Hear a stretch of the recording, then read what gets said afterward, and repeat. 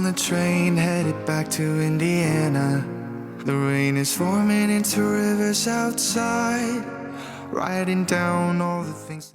Waking up to a chilly, misty morning in the Eastern Cape means two things. Number one, you're either lacing up your rugby boots and getting ready for that first team game, or number two, it's the start of a beautiful hunting season. I'm joined in this hunt by my very good friend. We've grown up together and we've played many rugby games together, Darren Boucher. He's an avid bow hunter enthusiast and loves pulling the trigger.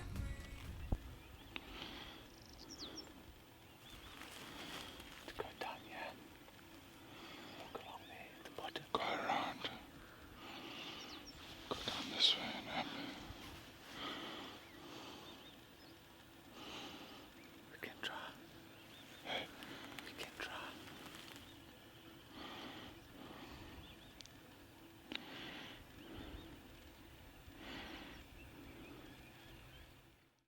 With opportunities few and far between, me and Boucher never really got the opportunity to hunt together.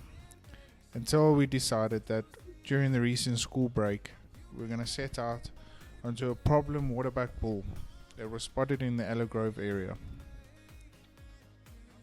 Boucher would have never shot a waterbuck before, and therefore we tried our luck with the bow at first. We immediately got onto a group of waterbuck which we suspected that the bull would have been part of.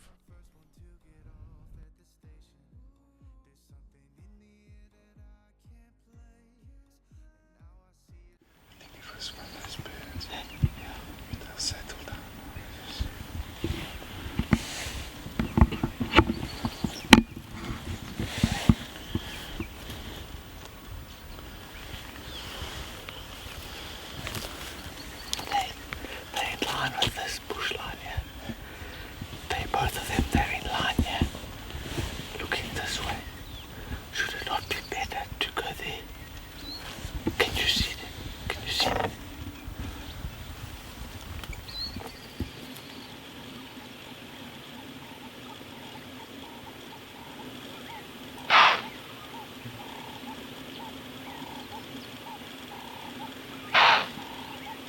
The barking sounds you are hearing is the rat in full swing in the impala, and we managed to get ourselves between the impala herd and the waterbuck herd.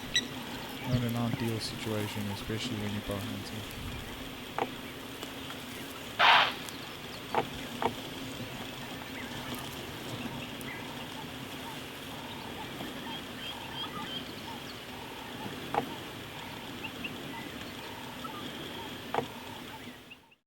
This time of year is particularly challenging, as most species are in full rut, whereas the females are on high alert and the males are as thick as ever. However, this led with some extreme challenges, as there were more eyes than ever before on us. Stalk after stalk, crouch after crouch, it was getting more and more challenging with each attempt. However, just before lunch, we put in our last ditch effort with the bow.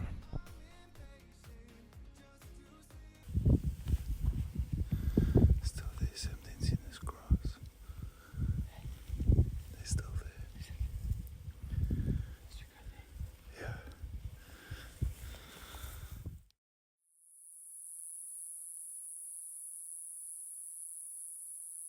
An extremely frustrating morning, as luck was just not on our side. Part of being bow hunting is to overcome the challenges and learn to deal with the frustrations. We would head into lunch with a new game plan, and that was to pick up my 270 Sarko, and hopefully luck will be on our side afterwards.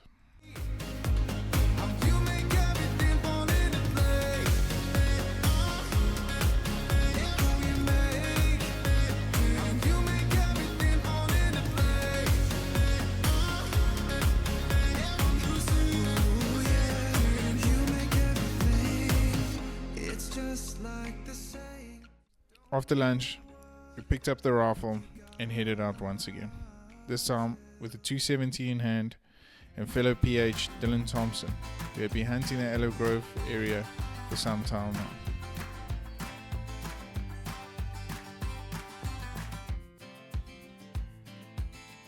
We spotted the waterbuck pretty early, but we weren't quite able to identify the bull that was causing havoc.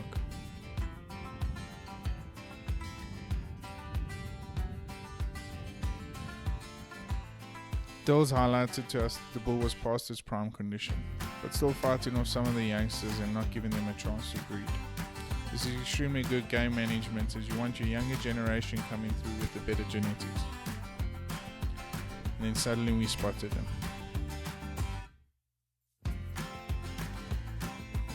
There was a strong breeze, and with the herd being so inquisitive, we were unable to identify the bull quick enough. Some very professional work of Darren Thompson pulling Boucher off the sticks, as we weren't comfortable with the shot. And then finally,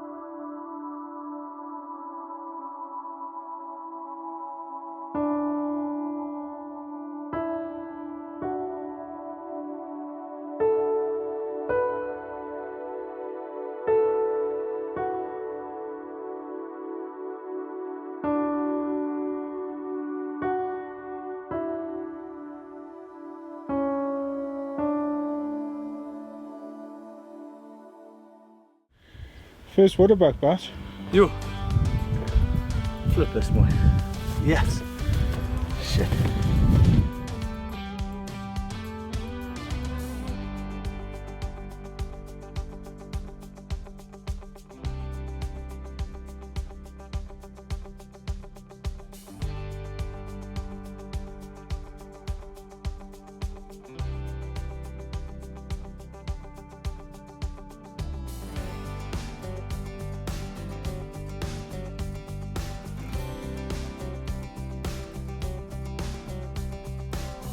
On the shoulder.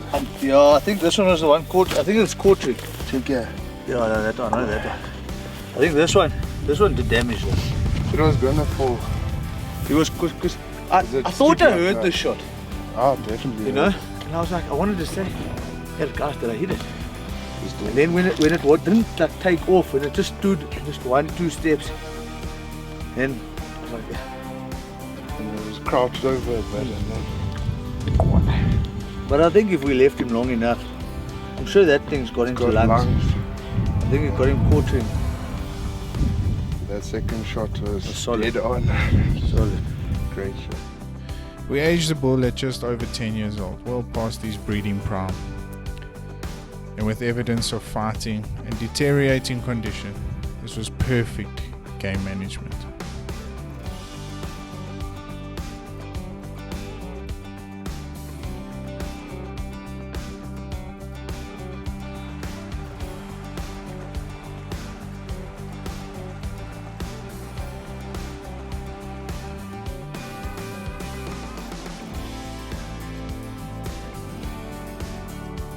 With Dills pulling a trigger on an Impala ram for the freezer, it offered some much needed time for myself and Boucher to reflect on the day. We don't often get days like this where we get to hunt together, as life has just got way too busy.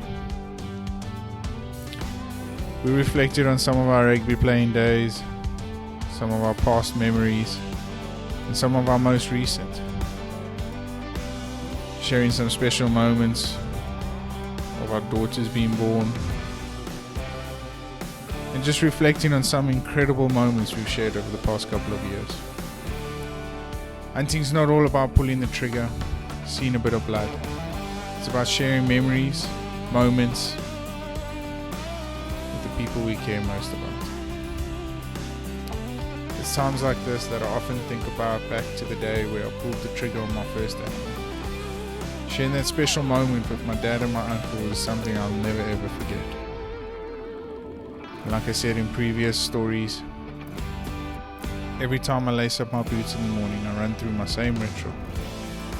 Brenda Fussy with Shining Star, and then just the proceedings that brought me to where I am today. Some outstanding views, moments, and memories that will last a lifetime. And I feel with every day going past, ever so privileged to get to share this with friends and family. For myself, Dylan Love, and the PH Journals team, I just want to say a very big thank you to my friends, family and followers. If you haven't yet, please hit the subscribe button, and if you enjoyed this episode, drop a thumbs up, turn on the notifications and leave a comment. Please join me on any one of my social media platforms, Facebook, Instagram, Twitter, or any updates as far as COVID-19 is concerned. Thank you once again for all the support.